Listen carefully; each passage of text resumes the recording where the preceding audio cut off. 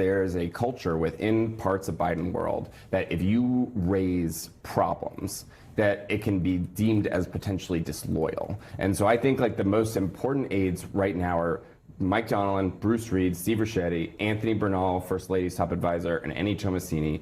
Those are the people that are really going to determine the next 3 weeks of this presidency. And of course, it's also really going to come down to his family, because this big decision to stay in the race or go is going to be very dependent on what the family thinks most of all, and possibly exclusively. The White House is pushing back on reports that First Lady Jill Biden is hiding details of her husband's condition.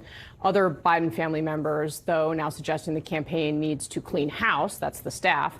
NBC News is reporting that Jill Biden believes that now is the time for the president to keep fighting on, and this reasoning stuck out to me.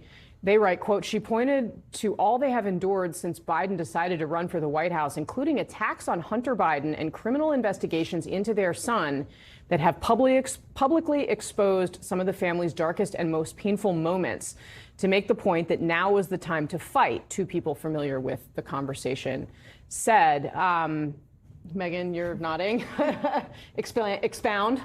Look, I think that they are a family that's been through a lot from the time his... Oh, wow. They've been a family who's been through a lot. That really adds to our understanding of this issue. Sort of hold the president's hand. You want to show that you're supporting the president, but not that you have to hold his hand throughout it, because that makes the age thing look worse. 100%, but the President Obama and the First Lady are two different people. The First Lady is his wife. That is a very different dynamic and relationship, and her goal and her responsibilities as a wife. Okay. Doesn't I add think anything. because that role is different, the risk for Jill Biden is the perception that she's running the show, right? Absolutely, but I think that, as everyone knows here how media does their timing, this was probably planned a long time ago and months in advance.